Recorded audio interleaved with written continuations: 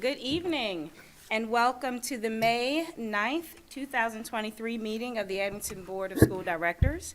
I note the attendance of all board members with the exception of Dr. Kleiman and Mr. Muhammad, who are excused. Please rise for the pledge. To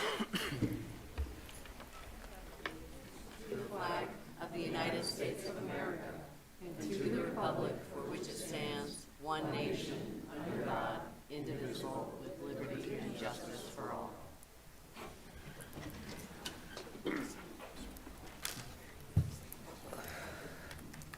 Thank you. The Abington Board of School Directors has convened this evening's meeting at the Administration Building, and the public is welcome. In consideration of the health and safety of the school community, this meeting is also being broadcast live on the Abington School District YouTube channel. This meeting is being recorded and will be accessible on the district's website and cable channel no later than Friday, May 12th, 2023, to allow those members of the public who cannot participate to view the proceeding at a later time. Comments from citizens will be conducted in person and by phone. Information regarding participating remotely in public comment will be displayed on the screen at the time of public comment, and the board thanks the public in advance for its cooperation. Immediately prior to this evening's public meeting was an executive session regarding litigation. This is a place where we hold dignity at high regard. Your voices are respected and welcomed in this space. Do we have any additional agenda items this evening? Anything to be brought about from my fellow board members in regard to agenda items? Then we'll open up with opening comments. Nothing, thank you. Thank you. Welcome, everyone. Go Sixers and Phillies. Thank you. Nothing, thank you. Dr. Mowry? Welcome, everyone. Thank you. Ms. Glasser? Thank you. Ms. Fazy? Welcome, everyone. And Dr. Malcolm? Just in recognition of Teacher Appreciation Week, I just want to take a moment to thank all of our Abington School District educators for all that they do to promote our students' success. You heard a great example out in the lobby, and you'll hear more about our music program shortly. And I know Dr. Fetcher shares my sentiments that we have an amazing team of teachers here in Abington School District, and we're very grateful for all of their efforts. Definitely, as a fellow teacher, you rock. I believe it's also Nurses Appreciation Week as well, so we definitely appreciate our nurses. Shout out to Ms. Fazy sitting to my right, who works as a nurse. At this time, let us move forward with our orientations. We have student council representatives. My favorite, student council reps, come on up. Ms. Julia Gang to come up from Abington Middle School.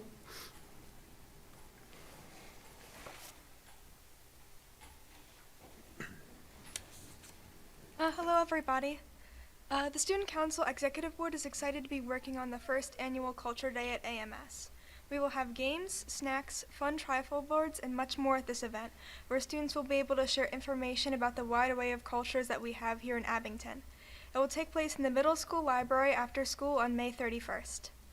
Our GSA group had a day of silence on Friday, April 28th, to bring attention to the bullying and harassment of the LGBTQ community. TADA held 2 events for our members in April, the Unique Board Game on April 14th and our annual extravaganza on April 28th.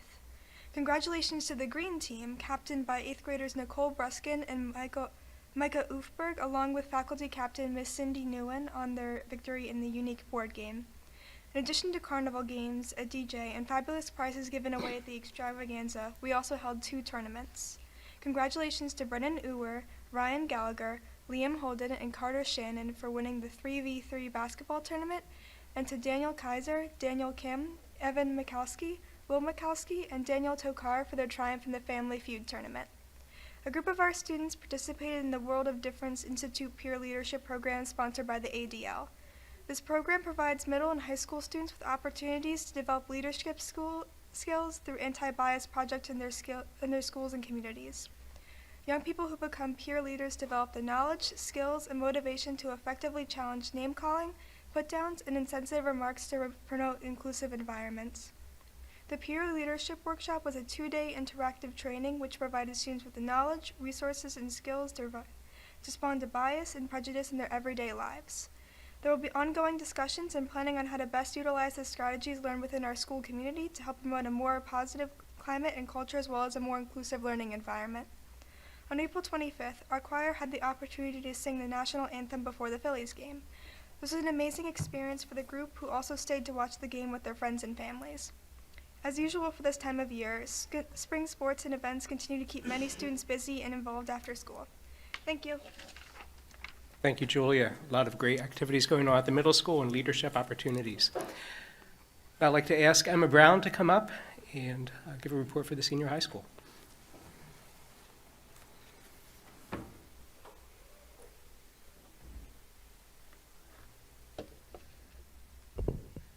Good evening, Mrs. Brown and members of the Board of School Directors. My name is Emma Brown, and I am president of the Student Council Executive Board. I am sad to say that this is my last time reporting back to all of you, so let's make it a great one. Starting off on April 14th, 14 Abington alumni were inducted into the Abington Senior High Hall of Fame. I had the honor of attending the event, and it was amazing to hear all of the inductees' stories of their time at Abington, which led them to their success. The following day, all 14 inductees hosted career chatters for students, which was a great opportunity as there were representatives with much success across all fields. April 18th and 19th, the girls' flag football team had 2 consecutive wins against previously undefeated Lansdale Catholic and William Tennant. Abington is currently undefeated and having an outstanding season. April 21st, the Abington girls and boys track team held their senior recognition ceremony for the 12 amazing seniors at the 13th annual Jack Armstrong Invitational. On April 24th, a group of Abington Senior High School students who are a part of CAMP, which is Abington's pilot program, visited Highland and McKinley Elementary to participate in Earth Day festivities. Students did a scavenger hunt and painted kindness stones, all while enjoying the nice weather. Another great career-focused opportunity was the inaugural Employer Showcase, which was hosted on April 26th. The event included Q&A sessions, presentations from the employers, and most importantly, a time for students to network. And with graduation coming up, this event was great for students who wanted to enter the workforce and get an understanding of the options of different kinds of jobs. On April 27th, both the boys' tennis and volleyball teams celebrated their senior night. Congratulations to both teams for a great season. On April 28th, 21 students were recognized at signing day to celebrate their commitment to continue their academic and athletic careers. Congrats to all of the athletes and good luck with your future plans.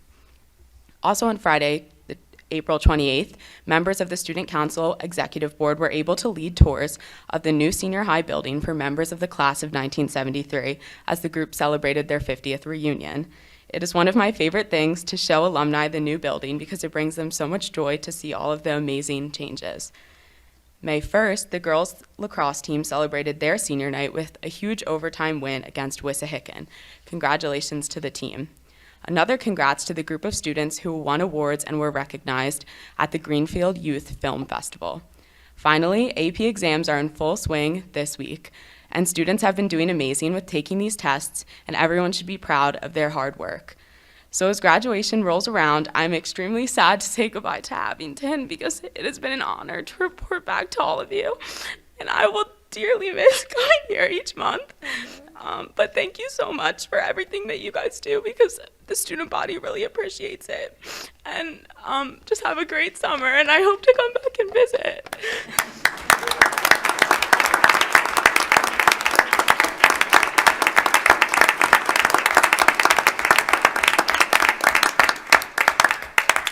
Emma, thank you so much for your contributions this year. We really appreciate not only you being present on a monthly basis to report what's going on at the senior high school, but also your involvement at the high school in numerous activities, committees, helping to make the school a better place. So best of luck at Georgetown next year. Yes, yes.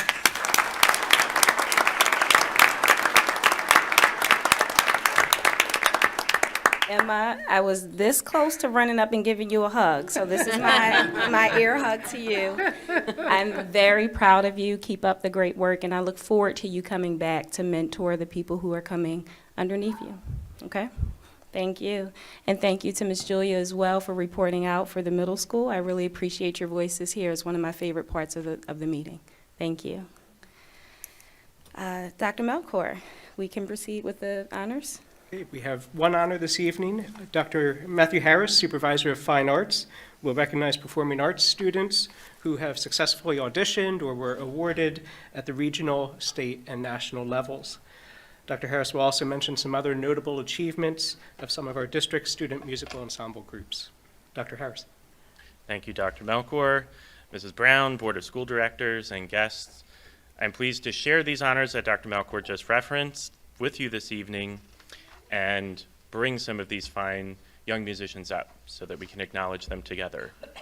We're first going to begin with our district recognition, which for the 12th consecutive year includes a designation by the National Association of Music Merchants Foundation as the best communities for music education.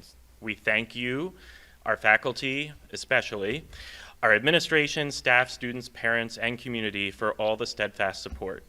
Sustaining and continually improving our programming is only made possible through that collective support. So thank you, and congratulations, Abington.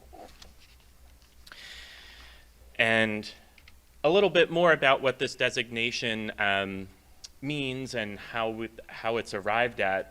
It centers around commitment to excellence and equity in our music education programming. And there are multiple factors that are considered through an application process that is very robust. In fact, it gets more robust every single year, and it is reviewed by a research institute at the University of Kansas. So we're very happy that trend continues here in Abington. And at this point, I'd like to invite Mrs. Brown to come down and join Ms. Lori Wolf from the senior high school and Ms. Nancy Voigt from the senior high school and Mr. Kevin Longwill from our Abington Middle School to assist me in recognizing the following musicians. So we honor the following students, and students, you may start to file up in this direction behind the U there. We honor the following for their successful auditions and representation of Abington School District at the District 11 Pennsylvania Music Education Festivals this school year. They include Kieran Anderson, who I do need to note is only not present because he has another musical commitment. Sam Bilas, Alexander Hilliard, River Hoffman, Eugene Lim, Caleb Kim, Izzy Malfara, and Gianna Mars. And we can clap for them now.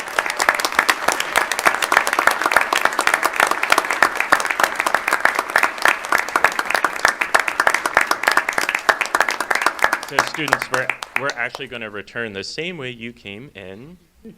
Perfect.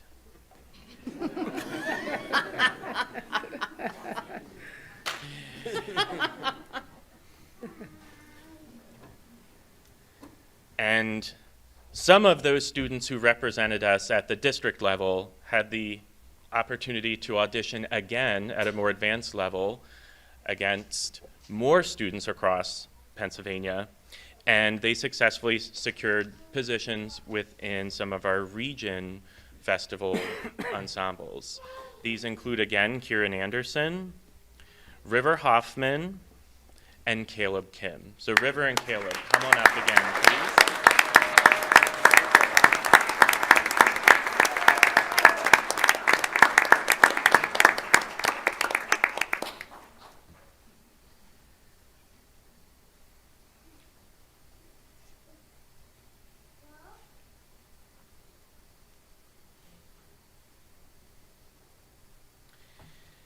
And next, if you were a part of the National Association for Music Education All Eastern Festivals, please make your way up here as I announce your names. We honor you for, again, successfully auditioning and representing this district at these All Eastern National Festivals. They happen to have been held in Rochester, New York this year.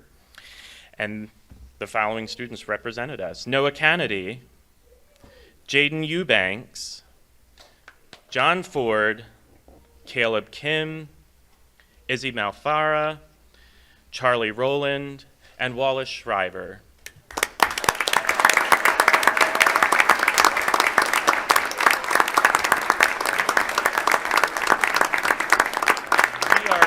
particularly proud about our representation at this national level festival because it was an inaugural year, a first for the All Eastern Division to host a modern band festival group. And we represented 25% of an ensemble comprised of all of those states up there with auditioning students. And you'll get to hear more about why that is in our orientation tonight. I will also share that due to the gracious support of Mr. Barrios and Dr. Malcor and Dr. Fetcher, I was able to attend along with Mrs. Voigt and Mr. Longwill, and much gratitude was extended to our district for representing and making a lot of that ensemble possible. So I wanted to share that all with you, that the gratitude is coming to us from outside. Thanks to you, students. So our final two students we're going to honor this evening are members of our indoor color guard unit here. They are seniors. And in addition to their exemplary participation and leadership there, they have also been recognized by Tournament Indoor Association, which is part of the Tournament of Bands network that supports competitive marching arts, but specializes in color guard. So Chloe Pennepacker and Abby Rosen, please come up.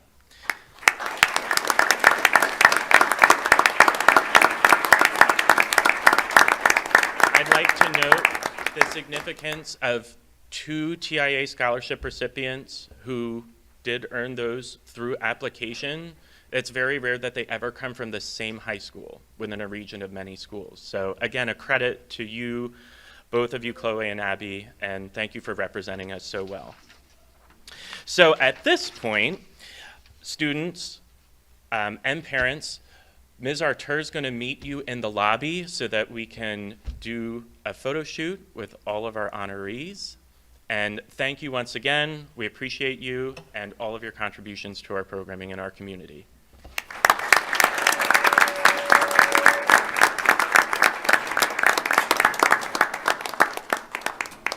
And as that photo op occurs, I'm going to proceed with a few other notable glows from our programming.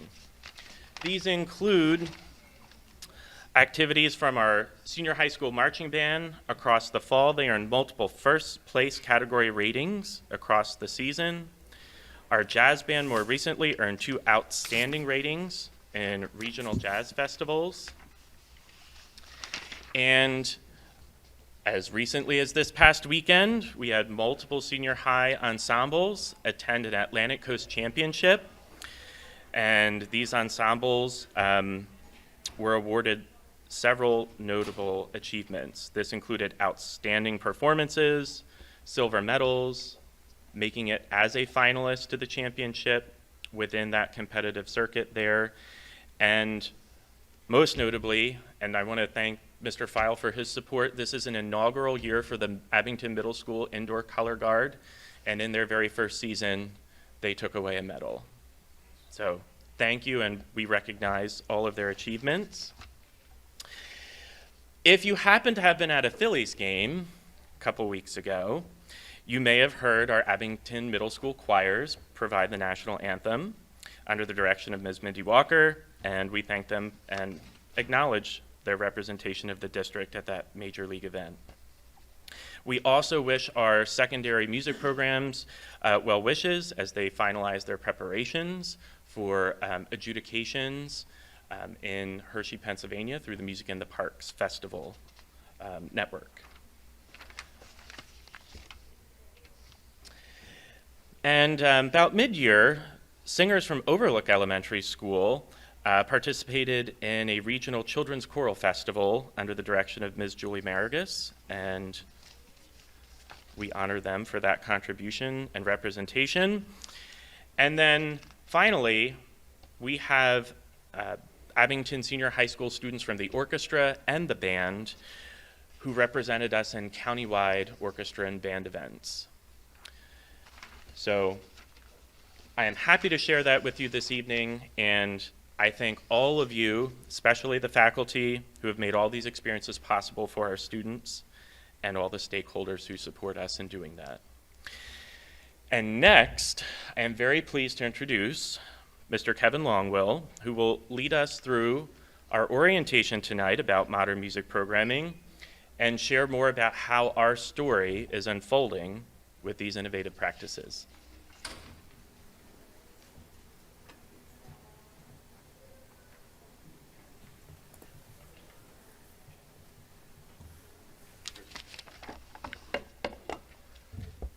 I've learned to test this first, so. All right, it works. Hello, my name is Kevin Longwell. I'm a teacher in Abington. I teach at the middle school, but the reason that I stand before you today is to talk about our district's modern music program, our music industry program, which is a co-curricular activity. I'm very happy to offer some insight into what we do, what this program entails, the kinds of programs that our kids have developed, and why I'm proud and why Abington should be very proud of these kids and everything that they've done. So as Dr. Harris mentioned, the program is called M3. M3 was born during the pandemic when middle and high school students remained virtual in their instruction, and our kids were unable to make music with their friends. A big part of music making is the ability to collaborate, the ability to play with someone else in a group, and our kids weren't able to do that. And so we had the idea that kids could maybe do that digitally. And so we created this new program to give them an experience that was similar to something you'd see in a traditional music program. M3 stands for Modern Music Makers, and our goals were simple from the get-go: enable the kids to write, record, and produce music that using the most basic of tools, which at the time was a program called BandLab, a free-to-use recording software, and then Google Meet. I would meet with the kids once a week, and we would learn how to record, learn how to produce. Sorry. Totally cool. And that's what we did for the first 6 months of our program.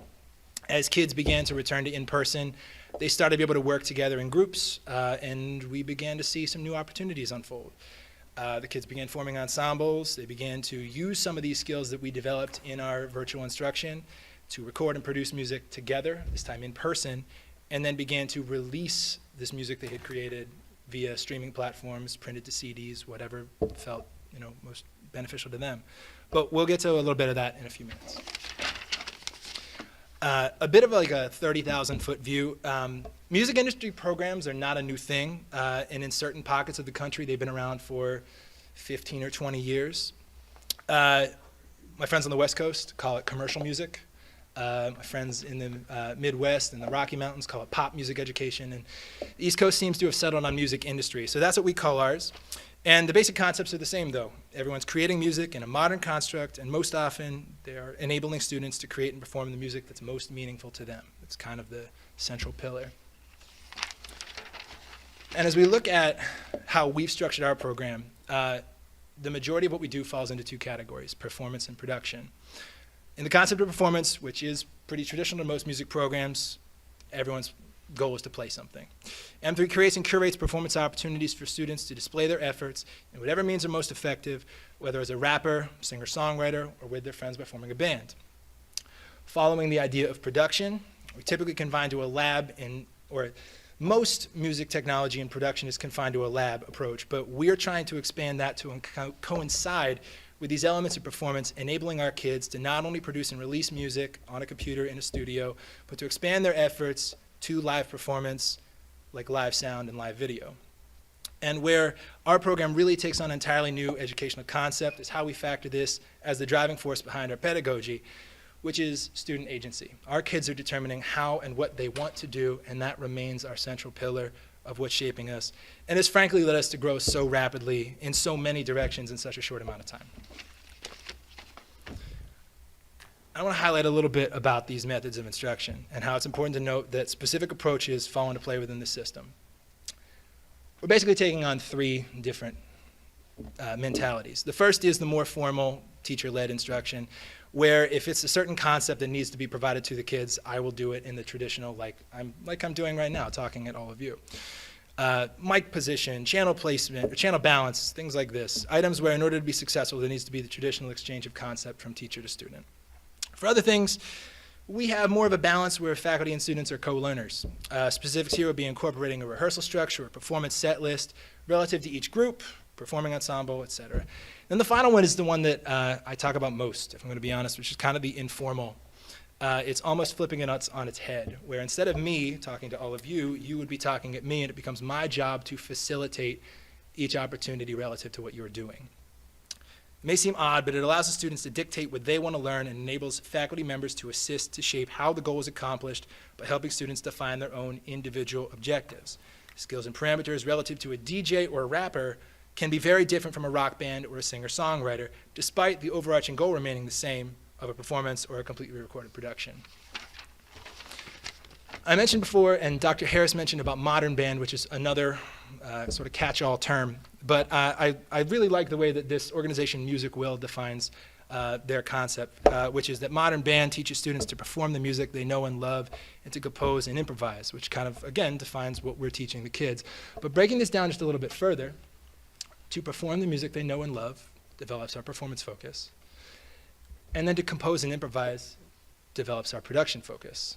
We're teaching kids and encouraging them to make the music they want to make and then to record, produce, and create music that's meaningful to them. So doubling back one more time, music industry programming.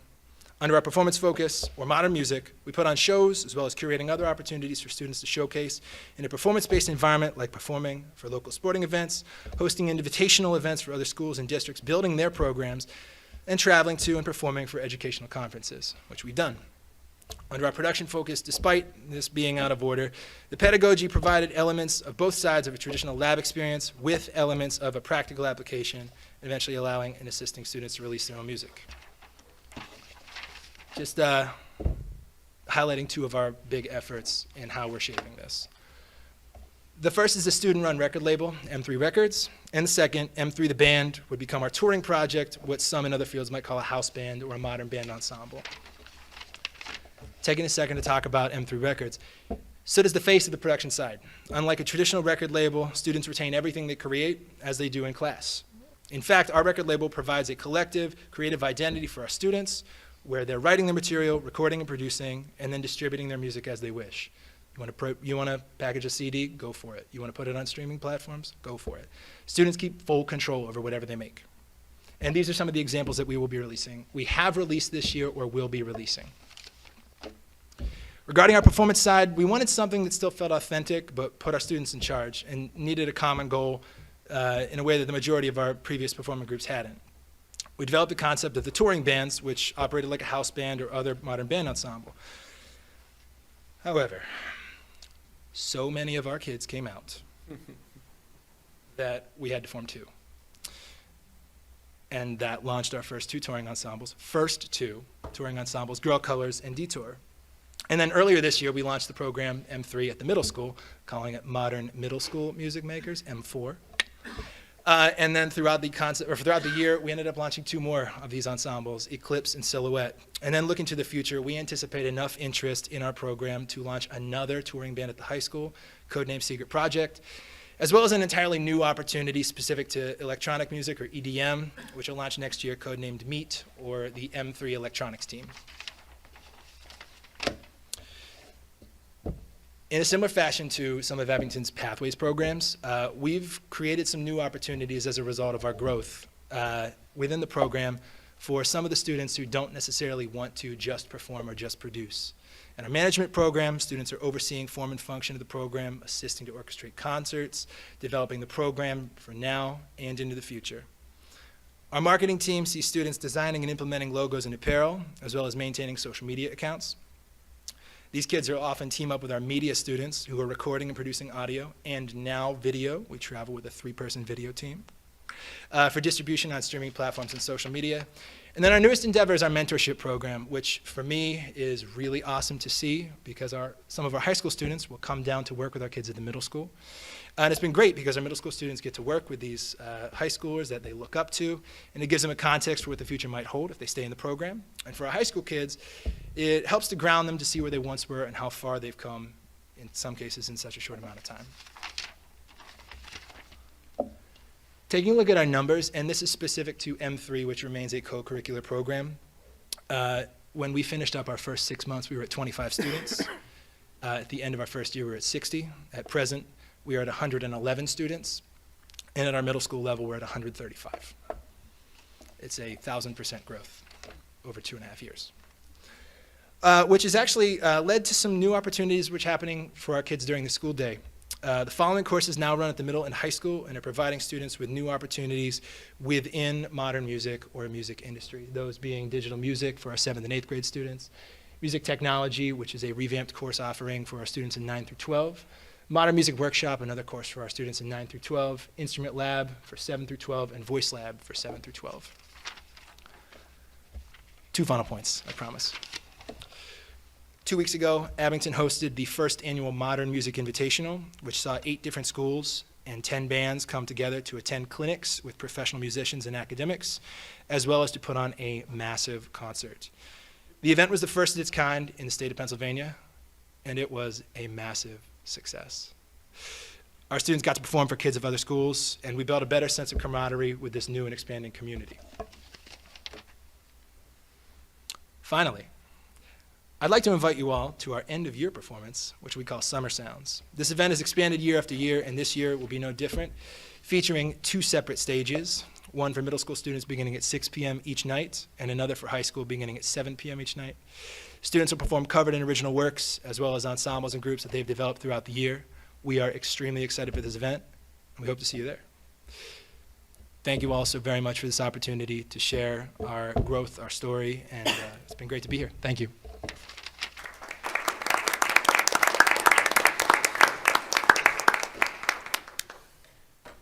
Just thank you, Kevin, and Matt. It's been a terrific program, terrific opportunity that Mr. Longwell has implemented over the course of the last few years. You saw the growth.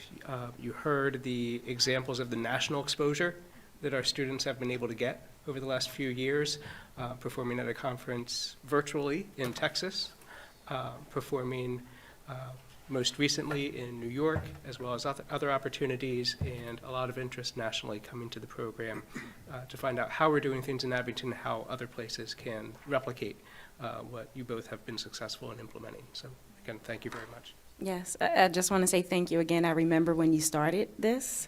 I remember you pulling me to the side and say, "Come in and check out the youth." I remember, and I remember listening to them and their excitement, and to see that you've grown from that 11 to over 100.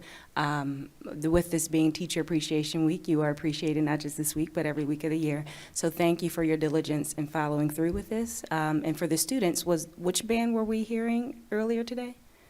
So that was a combination of students from Detour, Girl Colors, and then just a smattering of other students who just signed up and wanted to show off. Well, we thoroughly enjoyed it in the hallway and in the side room here. We didn't want it to stop, but it was time for us to come in. So thank you for your work, and our students are amazing. They are.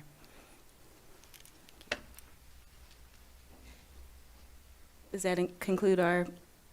We have one additional orientation Yes, please. for this evening.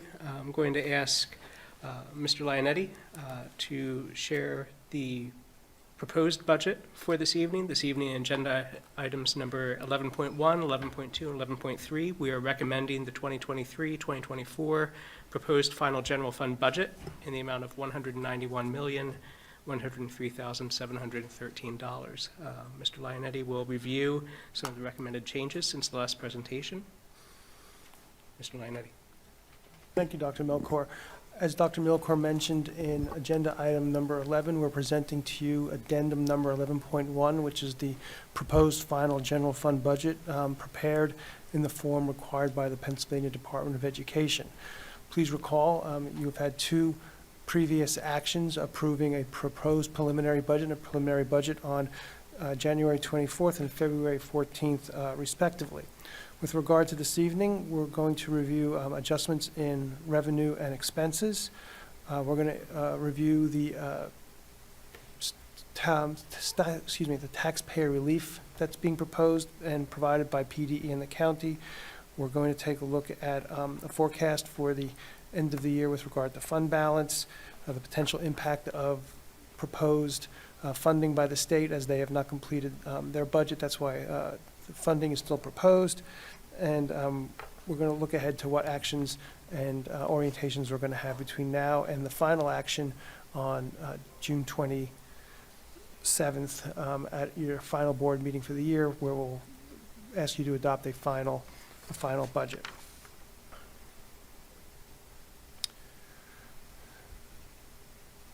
Page 2 of the presentation begins with the second column being the preliminary general fund budget that was passed on February 14th. The middle column reflects changes to that budget that we're proposing this evening that you adopt, and I'll just start at the top and work my way down the third column. On May 2nd, we received information from the state regarding property tax relief, which comes to the form of us with, in terms of gaming, distribution, and Sterling Act tax credits. We had anticipated as much as $6.4 million.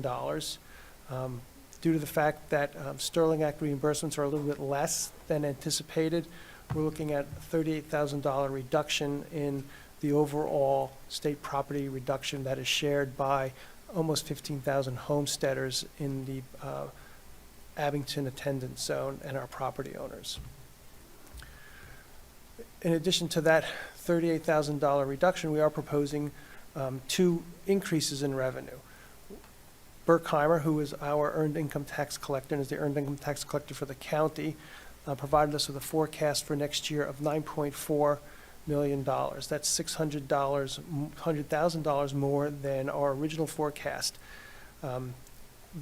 Berkheimer explains one of the reasons we're seeing this upward trend, not only this year but continuing into next year, is that there are 2 factors. The number of people that are working in Abington has increased as people are not working in Philadelphia to the same extent they have in the past, as well as with the current state of inflation, we're seeing salaries pushed up locally, and that incurs or allows for more collections of earned income tax collections, with the rate staying as it is at 0.5% collected for the school district and 0.5% at the township, as that's a joint and shared tax.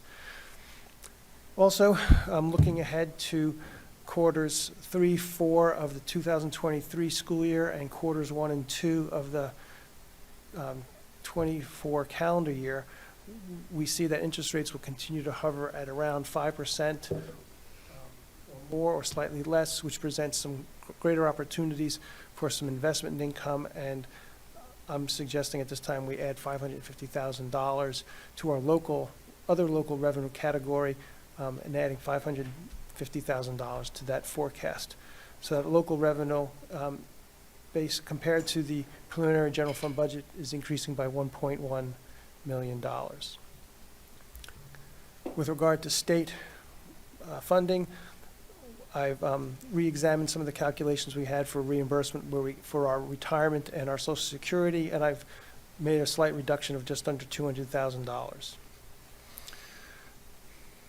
I mentioned earlier that we're receiving $6.3 million of tax relief for homesteaders. It's broken down into 2 categories: proceeds from gaming at the state level and our Sterling Act. And you can see our Sterling Act number is down by $58,000, again, because of the number of people that are not working in Philadelphia. There's less reciprocity with regard to Sterling Act tax credits that funds homestead tax relief. The state is doing well with its gaming proceeds, and we're actually seeing an increase of just over $20,000, but the net number is the same $38,000 that you see in the local revenue property tax reductions. The fact that we're getting those resources from the state in order to provide tax relief for homesteaders. And we'll have a later slide that shows that impact in particular as we move through this presentation. With regard to federal revenue, we do have some information, but not complete information yet regarding title programs. And we don't have any information yet on IDEA, 2 major federal funding programs. We anticipate we'll be having more information regarding federal funding, perhaps as early as our next presentation, and for certain by the end of June. With regard to state funding, I had an opportunity to attend a legislative forum. I spoke to a number of the representatives present. They're optimistic that we will see a state budget by June 30, which does hold for us potential changes and increases in state funding for basic education and special education funding, which we'll speak more about later in this presentation. On the expense side, I'm showing a $150,000 reduction in mandated benefits. The mandated benefit that we are seeing a decrease in expense is our workers' compensation premium, and that's a reflection of the fact that we've had less work-related injuries over the last few years, and therefore we see a reduction in that expense.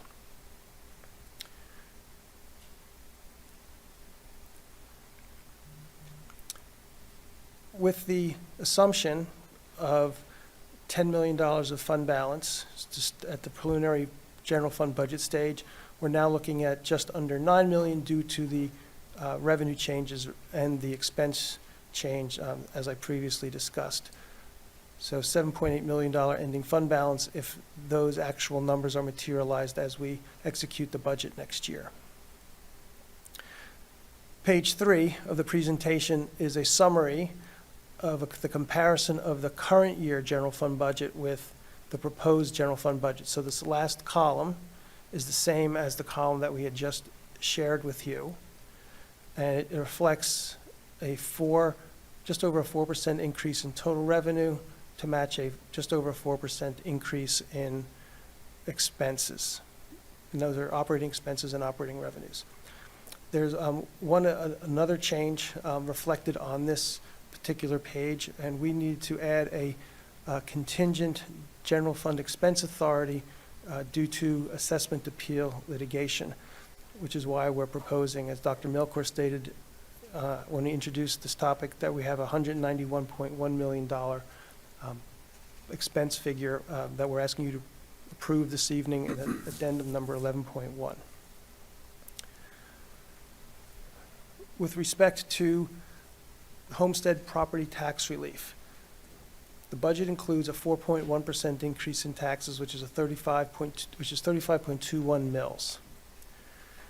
That generates just under $195 per homestead or typical taxpayer increase for next year at just under 4.1% as we're increasing the millage rate at 4.1. We see a $4 reduction in the level of homestead tax relief from the current year at $430 per homestead to $426. Just as a reminder, homestead tax relief is granted to those individuals who live in the home that they own, and there's just under 15,000 residents that qualify for that tax relief. Due to the fact that we are getting less Sterling Act tax credits, this $4 increase actually exaggerates to a certain degree the tax increase to 4.5% as opposed to the 4.1 tax increase because there's less tax relief being provided for homestead by the state.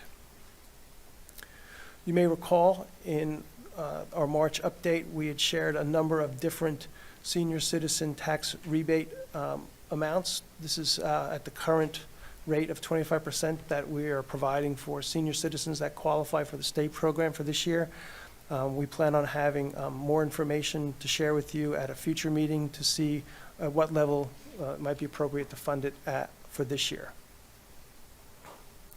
One of the things that Dr. Fetcher wanted me to make sure that I share with you this evening was the potential impact of how much fund balance we're actually going to spend this year at this time. Rather than $10 million, I'm suggesting half that we might spend as much as $5 million of our fund balance, which is $5 million less than was budgeted, which has a positive impact on what the ending potential fund balance would be at the end of this year.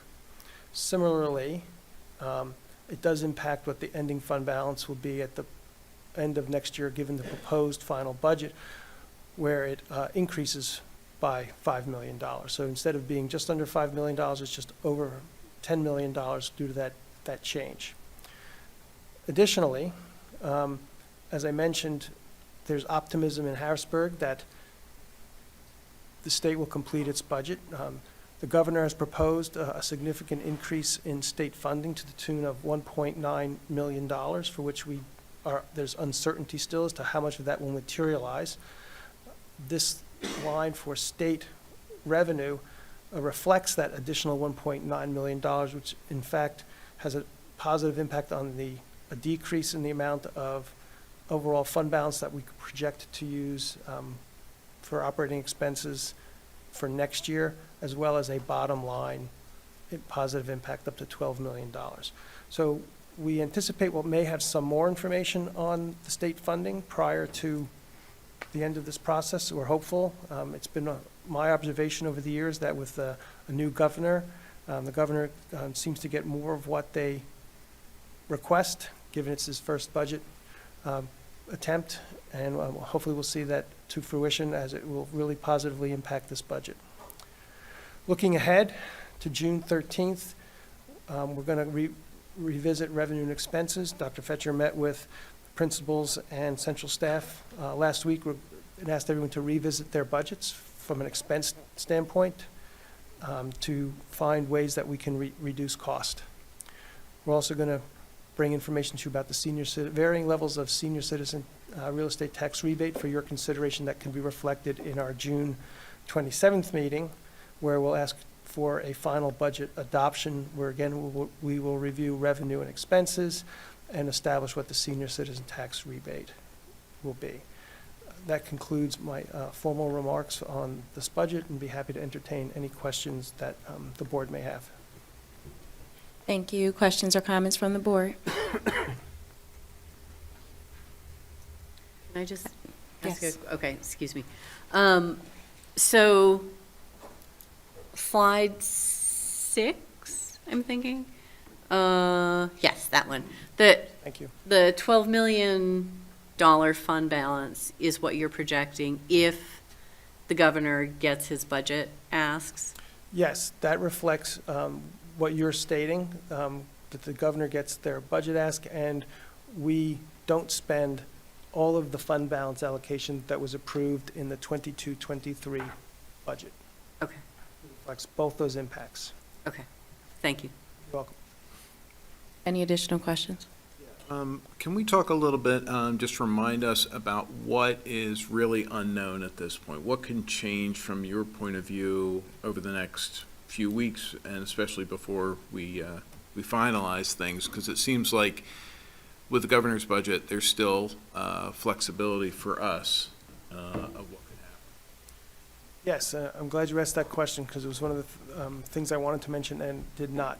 With regard to real estate tax forecast of $122.7 million on the first row, is we don't know what the assessed value of property is going to be the first week of June.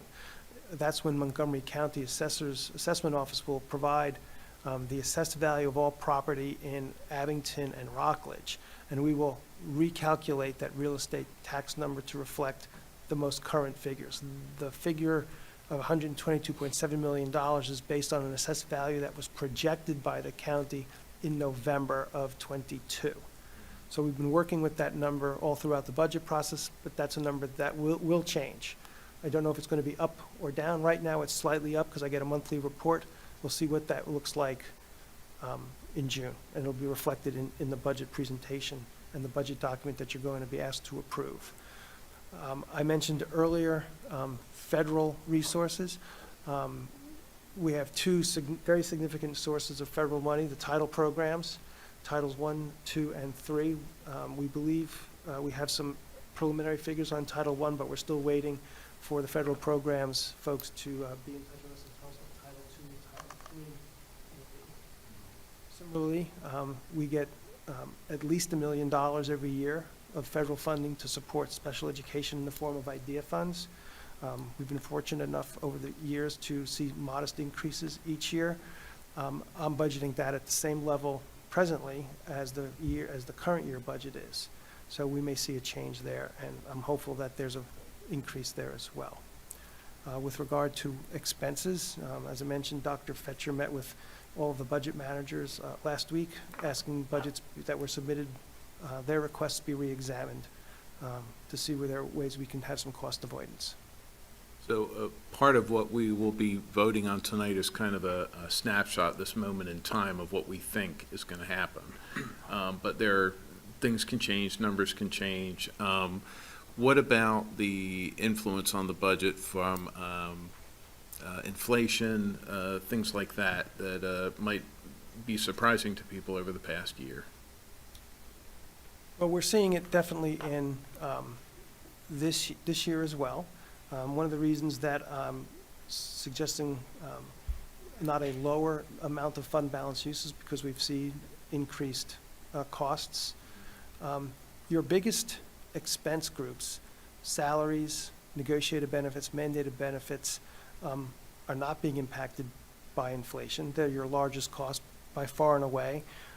You have collective bargaining agreements in place already through next year, so that's not being impacted by inflation.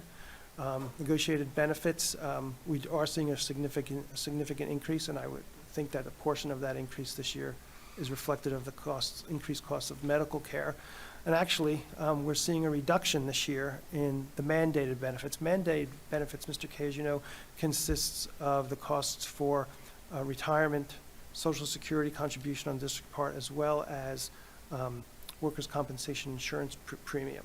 We're seeing a slight decrease in that group total because for the first time that I can recall, we're actually seeing a decrease in the employer contribution rate to PEASers.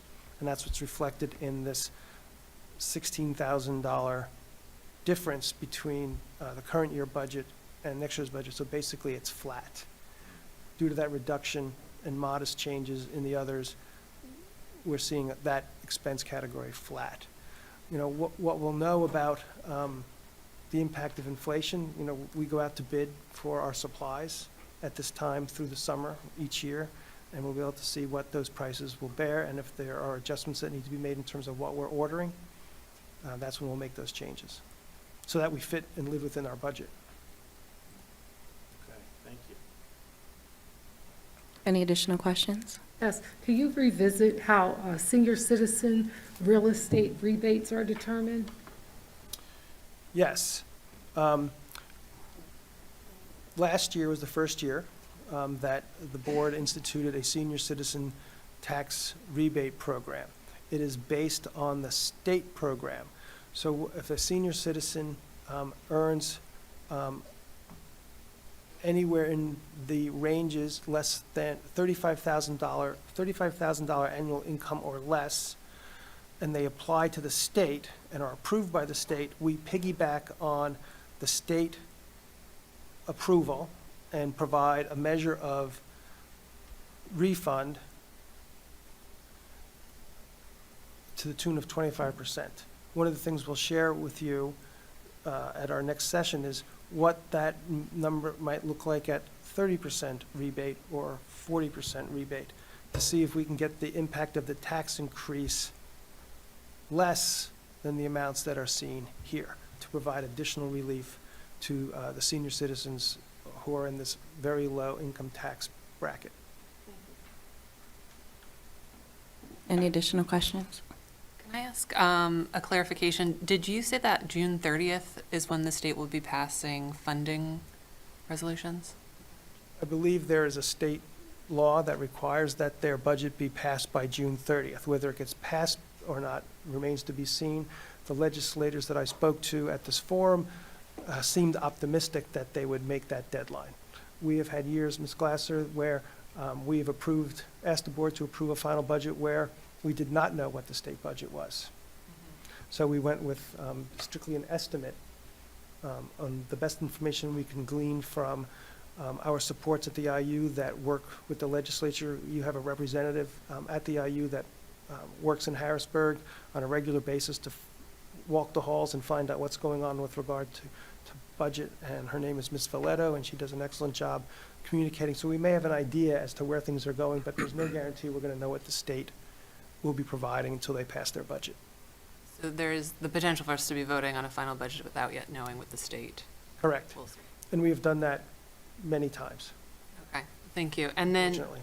on page 6, can you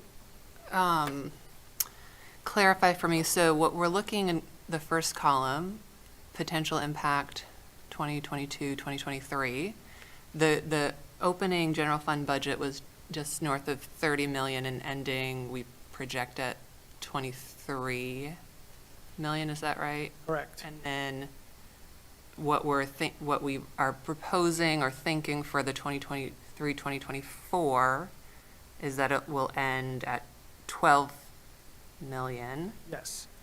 And- If two things occur. Uh-huh. We don't spend the $10 million that was allocated for use of fund balance to meet operating expenses, and the $1.9 million proposed in the governor's budget for education subsidies materializes. And that's some of the things that the state would be voting for, that we may or may not have the information We're by correct. the time we vote. Yes. Okay. And then this number is with also the assumption that we vote for the 4% increase Correct. in taxes? Yes. Okay. And can you help clarify or just give some more information in regards to what the general fund is typically used for? Yes. The 4 lines at the bottom under expenses indicate in major categories what the funds are. As I mentioned earlier, by far and away, the most of your funds, 95 million, goes to funding the salaries of your teaching staff, your facility staff, your administration, the aides that support the programs in the schools, your paraprofessionals, your special education teachers in addition to your regular education teachers, all the staff that you employ. There's about 1,200 folks that are employed in the school district, and that cost of $95.4 million reflects the current collective bargaining agreements with those organizations. And I think there's at least, there's 5 groups: transportation, AFSCME, admin assistants, our Act 93 administrative group, and then, of course, our teachers group. The other major category, just based on dollar volume, is the mandated benefits. The vast majority of that $40 million is the support and the contribution that we provide to the retirement system. It's in the neighborhood of $30 million. I don't have that cost outlined on this presentation. I've provided it in earlier ones, and we'll bring it to you again in our future presentations. 50% of that cost is provided by the state. The mandated benefits also includes Social Security reimbursement. Again, 50% of that is funded by the state, as well as your workers' compensation cost. Negotiated benefits, that's your major medical benefits that you provide to the employees, which the employees also contribute. That's the net figure after employee contributions to that. In the non-salary, non-benefit item, it's very diverse. It's your costs for transportation. It's your cost for maintaining your facilities. It's the cost for all of your utilities. A sizable portion, just about $9 million, is for the bond service principal and interest that we pay for the buildings that have been renovated over since the early 2000s. It provides the supplies, textbooks, and online resources for supportive program. It provides the technology, the one-on-one program for computing that supports students and program, funded from those line items. Thank you, that's very helpful. Any other questions or comments? I just want to reiterate that the vote for tonight is not the final budget. There's another presentation in the beginning of June, and the final budget will be passed on June 27th. With that in mind, we mentioned the senior citizens rebate. I am interested in seeing that percentage upped and what impact that'll have on our most vulnerable population on fixed incomes.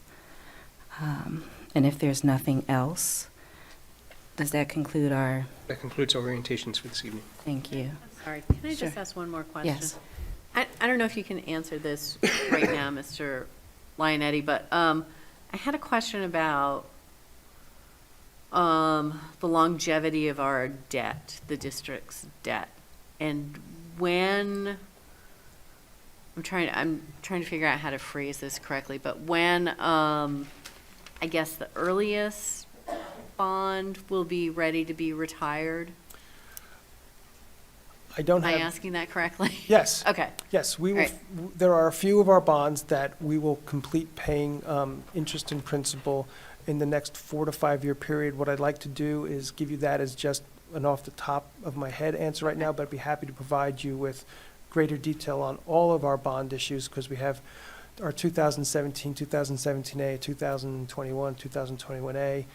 There are 5 that are out there right now, and a lot of them represent refunding from borrowing that we've done as long ago as 1994. Okay. So I can provide more detail to you in the future. Okay.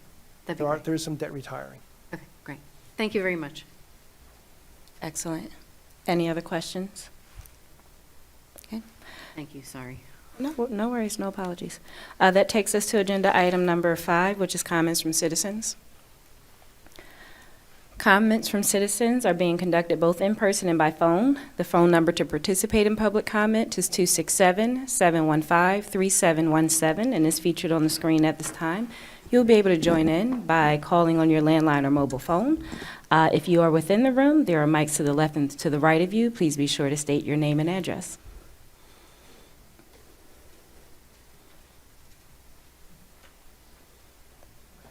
Yes, good evening. All Morris, Glen Road, Jenkintown. I had a hard time during that discussion of hearing, not all the time, but it was in and out. So maybe the next time we can use the microphone and speak up. That would help me. I'd like to know how many senior citizens are impacted or take advantage of the funds, the benefit that Mr. Lionetti was talking about. So that would be interesting. Did I hear that the fund balance was initially 10 million and the recommendation from staff is to take it to 5? Was that what I heard, or was that incorrect? Oh, no one answers. Okay. I write down your questions. I'm an attentive listener. And I thought I heard that the budget was, the revenue was going up 4%, approximately, and the expenses were going up 4%, approximately. That's what I thought I heard. But I guess the tax increase is also going up 4%. That's what I seem to hear. I would think this board, given the economic times that everybody in Abington and throughout the United States is facing, ought to look to come in at a 0 increase for the community. I think that would be very important. Thank you. Thank you for your voice. If there are any others within the room, there are mics to the left and right of you. Please be sure to state your name and address. Hi, my name is Eileen Denton. I live at 1978 Moreland Road. And I feel like I come here often, not as much as I'd like to, but I'm here again talking about bullying and general school climate. We heard tonight, we saw this like incredible music program that we have here, and what the teachers of this school district are able to accomplish. But it's just really marred, it's really sad, by the climate of the school, the bullying, the fighting. And it's frustrating to see such a lack of urgency surrounding this issue. You know, as people in this community, we look at the budget, we can't see exactly what is being spent to address this problem, but you guys can, and we depend on you to represent us. We're asking you to ask Dr. Fetcher, Dr. Melchor, specifically what's being done. And when they tell you that we're a no place for hate school, what exactly does that entail? What's that doing? What are the results? You know, we do testing and we say this is where we were and this is what we've accomplished. I've never seen anything like that in regards to school climate, bullying, and fighting. When I was here the last time, there was some reference to referrals, and I know parents aren't permitted to know that because of privacy, but you guys are able to know that. What does happen to habitual offenders? Are they allowed to continue doing this? What happens? You know, I had to take my daughter out of the school last year for her well-being and safety. And things did improve for her when she came back this year. And so I kind of was like, all right, things are great. But more and more I just hear from other parents, which I know you guys have heard the times I've been here, and I've heard the same things that you have, and you've certainly heard more than me, about what's going on in the schools. And I just don't know what it will take for all of you to demand something significant be done. I just don't know. Does it take a successful suicide attempt? I mean, I don't mean to be like, you know, gross about it, but that is literally like what we're talking about is the worst case scenario. I don't know. And I mean, I just think like, please don't let it get to that point. Please, like you're representing us and our children, and we're asking you to please ask the questions that we can't ask and get answered and protect our children. Thank you. Thank you for your voice. If there's anyone else within the room, there are mics to the right and left. Mr. Lutz, can you confirm that there are no callers on the line? That is confirmed. Dr. Melkor? Sure, thank you. Just like to make a reminder of Dr. Fetcher's charge at the last board meeting with regard to bullying prevention and the efforts that he would like to have underway with reestablishment or refocus and recharge of the Bullying Prevention Committee. I'll just ask Ms. Bomsey if she can just give a reminder with respect to the next meeting and opportunities. Yes, the next meeting will be May 24th, 3:45 p.m. in this room. And Ms. Denton, you're welcome. I'll send you out the invite. We've had, I think, about 15 additional parents have joined the committee since the last meeting that we did have. And in terms of school climate and the results, we do a board presentation in June on the school surveys, and that reflects school climate, and that will be coming up in June. And actually, the Bullying Prevention Committee, we will be sharing some of that preliminary data as well. So we'll send you an invite. Thank you, Dr. Melkor. Agenda item number 6. Because there weren't any additional agenda items brought up, we will move to agenda item number 7. Ms. Fazy, can you please read the recommendation to approve the April meeting minutes? Board of School Directors approves the minutes for board meeting on April 11th, 2023, and the board meeting on April 25th, 2023. Second? We have a second. This is a voice vote. All in favor? Aye. Any opposed? Ayes have it. Ms. Fazy, can you please read the recommendation for the approval of the personnel addenda? That the Board of School Directors approves the changes in personnel as reflected in Personnel Addendum Number 8.1 and Confidential Personnel Addendum Number 8.1A. Do we have a second? Second? Thank you. Dr. Melkor? Thank you, Mrs. Brown. The personnel addendum begins with item number 1 and the change of status for Dr. Fatima Rogers, principal of Copper Beach Elementary School, who has completed all requirements and earned her doctorate from Arcadia University effective May 1st. Dr. Rogers will receive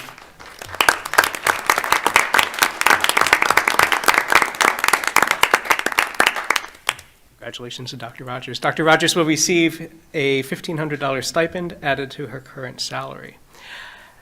Item number 2 is the request for child rearing leave for one professional employee.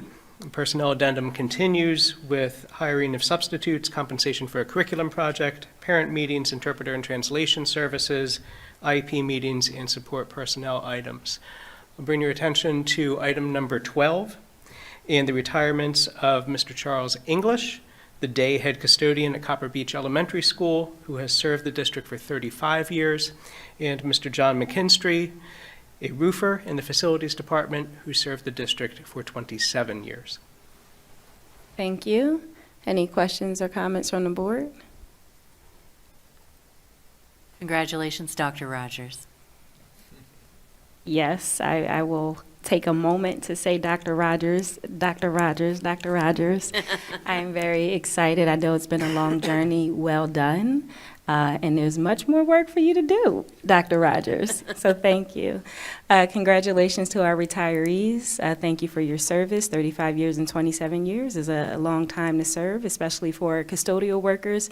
Not only do you help maintain the building, but you also help to establish relationships with our students. So thank you for all that you do. All right, Mrs. Young. Mr. Allen? Aye. Ms. Frazier? Aye. Mr. Kay? Aye. Dr. Mowry? Aye. Mrs. Glasser? Aye. Ms. Fazy? Aye. Mrs. Brown? Aye, ayes have it, and motion passes. Ms. Fazy, can you please read the recommendation for permits for the use of buildings and grounds? That the Board of School Directors approves the applications for permits of use of buildings and grounds as reflected in addendum number 9.1. All permits are subject to change per the provisions of the Health Safety Plan pertaining to the COVID-19 pandemic. Second? We have a second. Dr. Melcor. The permit addendum continues to reflect requests for buildings and grounds for this time of year.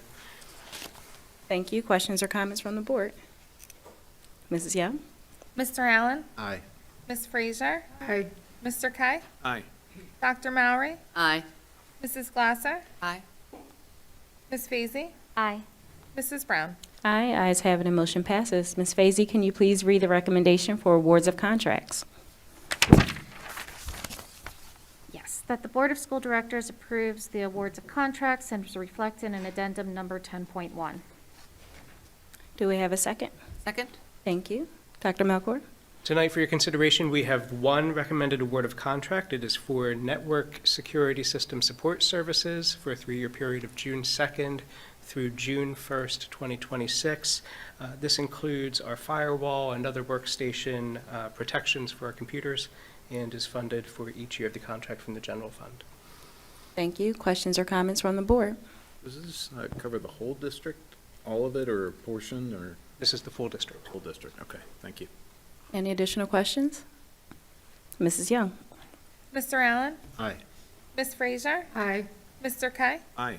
Dr. Mowry? Aye. Mrs. Glasser? Aye. Ms. Fazy? Aye. Mrs. Brown? Aye, ayes have it, and motion passes. Ms. Fazy, can you please read together the recommendations for the proposed final general budget, fund budget, and agenda items 11.1 and 11.3? That the Board of School Directors adopts the proposed final general fund budget of the Abington School District for the 2023-2024 school year in the amount of $191,103,713 as shown in addendum number 11.1. And Second? We have a second? And the second the one. third as well. Thank you. And then that the School Board of Directors advertises the intention to adopt the 2023-2024 final general fund budget on Tuesday, June 27th, 2023 at 7:30 p.m. in the boardroom of the Administration Building, 970 Highland Avenue, Abington, Pennsylvania, and that the 2023 through 2024 proposed final general fund budget be available for inspection no less than 20 days prior to June 27th, 2023. Second. We have a second? Dr. Melcor. You just heard the presentation on the proposed final general fund budget. Mr. Lionetti or I can address any further questions you may have, and I would remind you, Mrs. Brown, as you reminded, that this is a proposed budget that we will continue to review and welcome your recommendations as we move toward Thank you. final budget. Thank you. Any additional questions or comments? In regard to the senior citizens who took advantage of it, to my recollection, it was less than a quarter. Was 60 out of 200 to 300? If I understand your comment and question correctly, how many senior citizens participated? Mr. Vittori, I believe, has those numbers with him this evening. So as of today, we have issued 33 senior citizens rebate checks for $3,162.50, and we'll be issuing 2 more later this week. Okay. Thank you. And as far as eligibility, it's around 200 to 300 citizens. Do we have that number? As far as how many are eligible to receive it? I don't know if we have eligible. We know we have prior information about how many senior citizens participated at the state level, correct, Mr. Vittoria? That's correct. I believe it was close to 600 residents in Abington School District qualified for the senior rebate in 2020.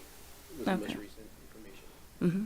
Some of those numbers, correct me if I'm wrong, Mr. Vittoria, included those that qualified on a rental basis as well, correct? That's correct. Number eligible for your senior citizen discount program is something less than that. Mhm. Because it's based on those who. Homeowners. Correct, thank you. No, thank you.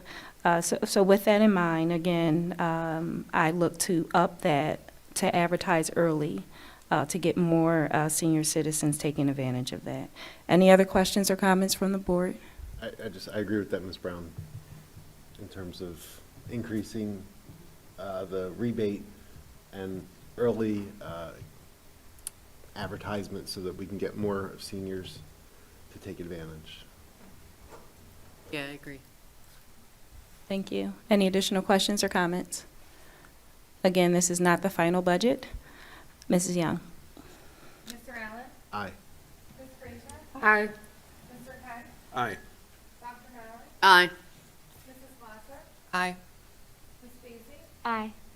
Mrs. Brown? Aye, ayes have it, and motion passes. That takes us to agenda item number 12.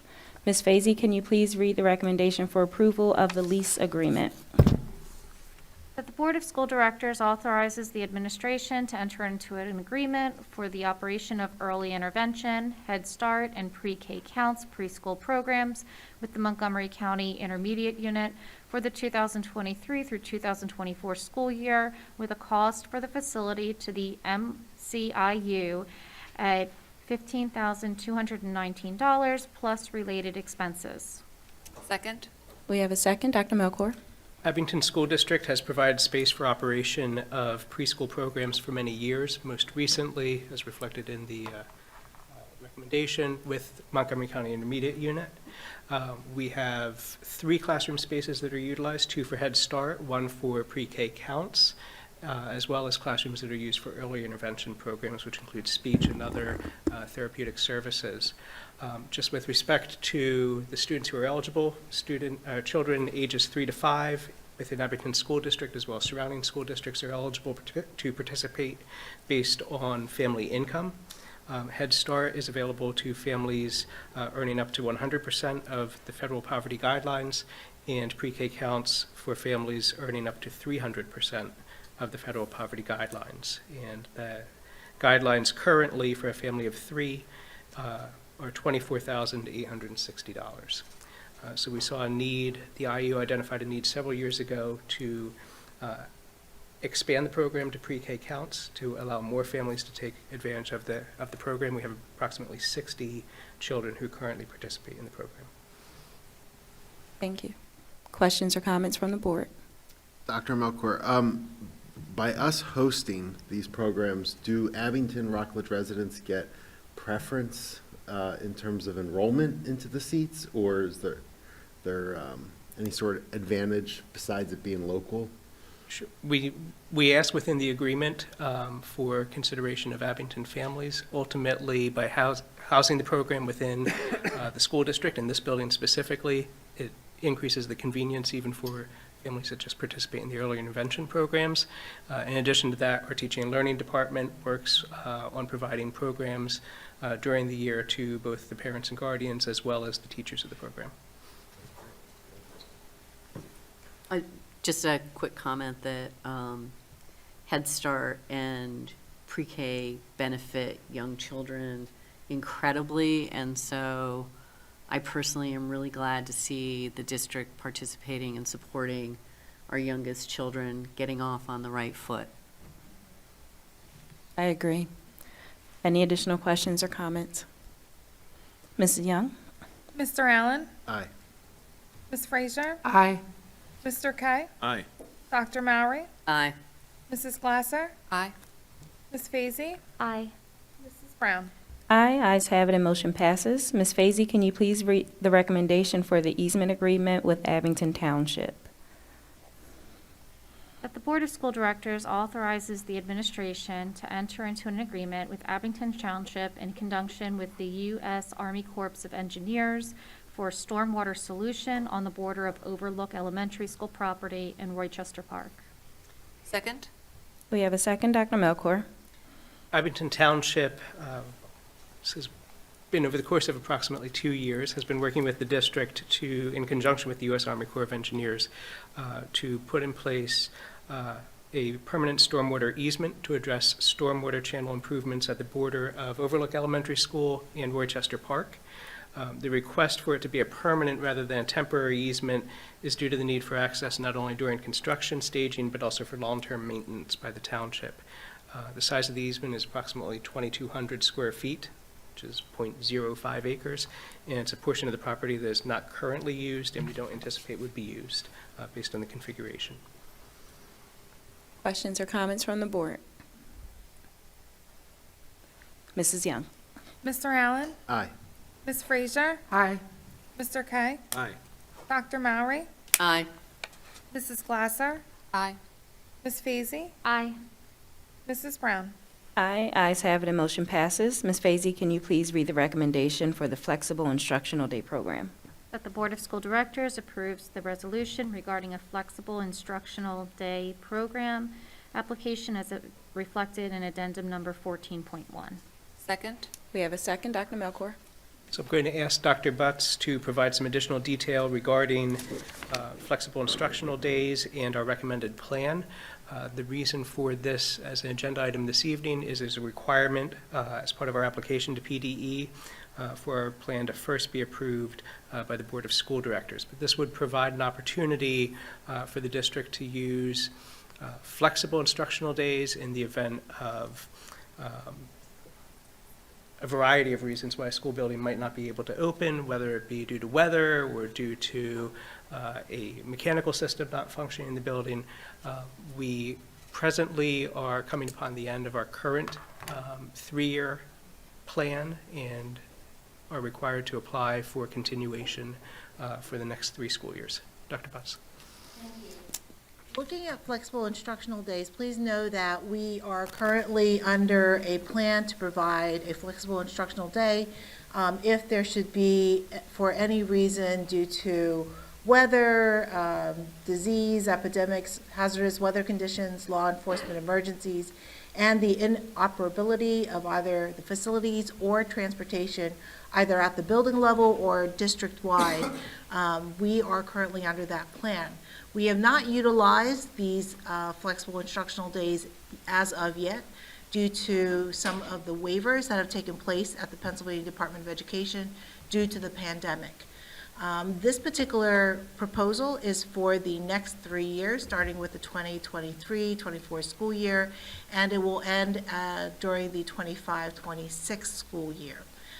Flexible instructional days gives the school district the ability to provide instruction to students and have that instruction be online, asynchronous instruction, and that will also meet our 180-day requirement. So what will usually take place during a flexible instructional day is that for some unforeseen reason or for something that is out of the control of the school district, a school closure takes place. We're probably used to school closures taking place due to inclement weather, either for ice or for snow.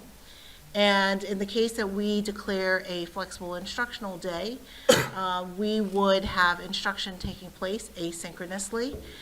This would be something in which teachers will support our students in preparing them for how to be students during a flexible instructional day. This will include both online and offline resources, dependent upon the course and the grade of the student, as well as the age level of the student.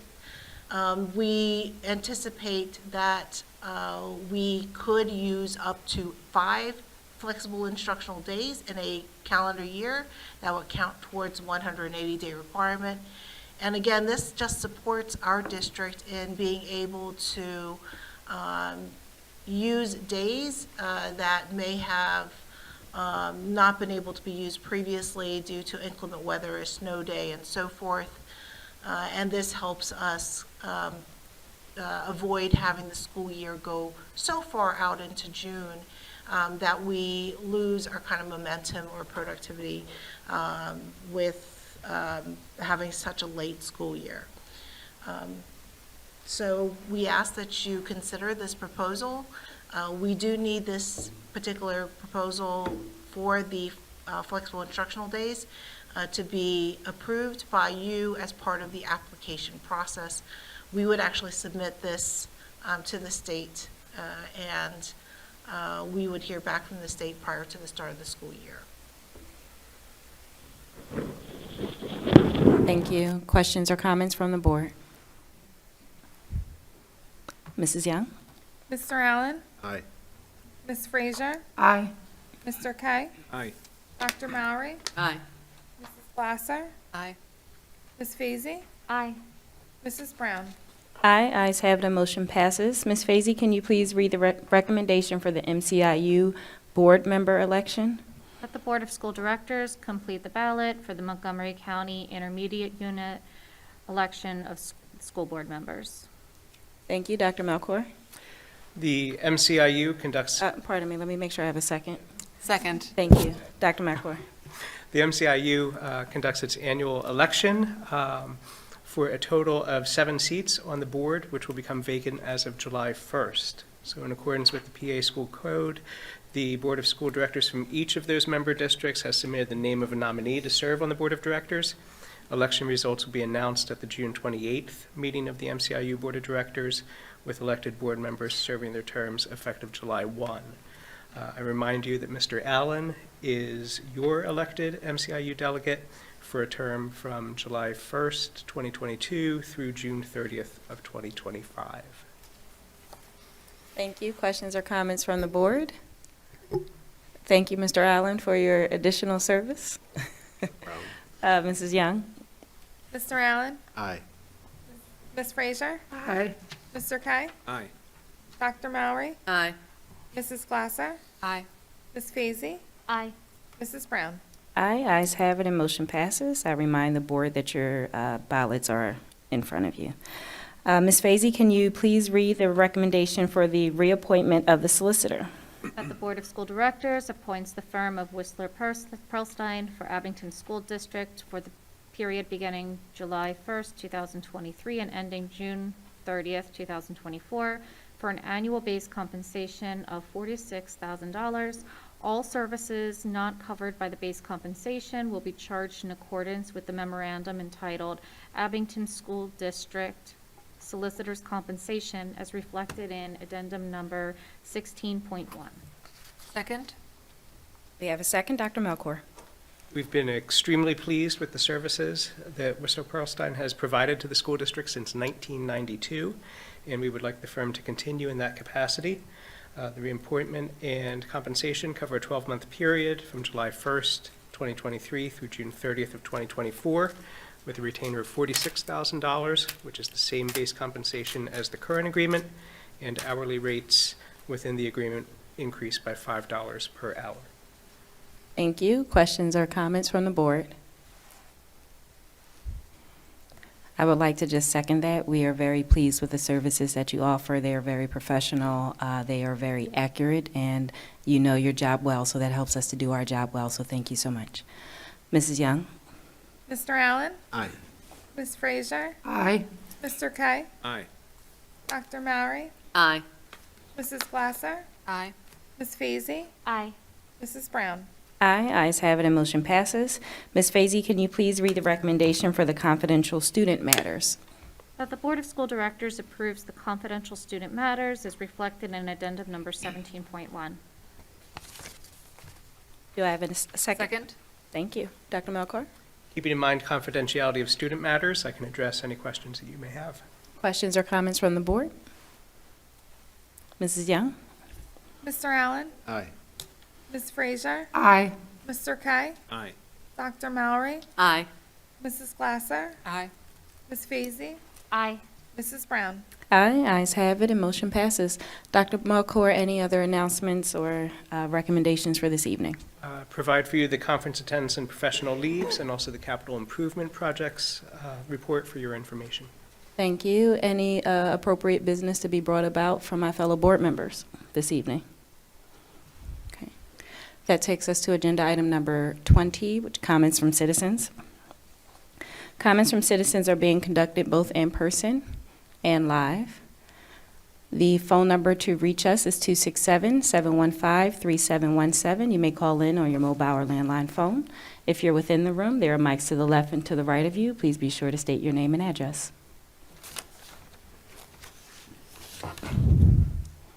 Again, Eileen Denton. My address is 1978 Moreland Road. I just wanted to say once again that as much as it's great that there's meetings for parents to be a part of, I'm not able to attend a meeting at 3:45 in the afternoon. I'm a youth services librarian, and after school's the time when I serve students in 6th through 12th grade, so I'm not able to be here for that meeting. But more so than anything I can do, it's all of you up there that have the power to ask the questions and get the answers that we cannot.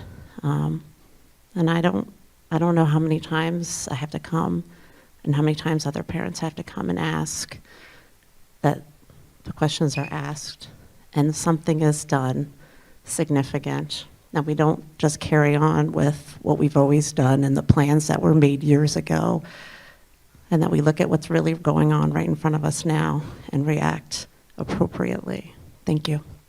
Thank you for your voice. There are mics to the left and to the right. Mr. Lutz, can you confirm that there are no callers on the line? That is confirmed. Dr. Melkor? Nothing further. Thank you. At this time, we will have closing comments from my fellow board directors. Mr. Allen? Nothing, thank you. Thank you. Ms. Frazier? Nothing, thank you. Mr. Kay? Just wanted to thank you for coming and talking about the bullying and your concerns. I think it's important to keep hearing about them. And all I can say is, despite the fact that there's just a meeting coming up, there are many things going on behind the scenes, always. The administration always learning from parents and from kids what's going on. I believe wholeheartedly that you're going to see changes, big changes, and I believe the administration is fully behind you and other parents when it comes to that. We know how important it is. We all have children, and our hearts break when things happen. It's a combination of many things, including parental involvement, all kinds of stuff that we need to pay attention to. But I hope you don't leave here thinking you're not heard, because you're deeply heard by all of us. Thank you. Dr. Mowry? Yeah, I just want to thank Mr. Kay for those remarks and second them. Ms. Glasser? Yes, I would also thank Mr. Kay for his remarks, and I will be at the bullying committee meeting. I look forward to being there as a first-time attendee and hearing more from other parents and from the community. And I also was looking forward to the table talks that Dr. Fetcher was going to be holding to hear from more members of our community. So I do plan to be at all of them with children in tow who may be disruptive, but I want to be there and hear what people have to say. Because I know what it feels like to be screaming and feel like you're screaming into the wind. And that's not a great feeling. I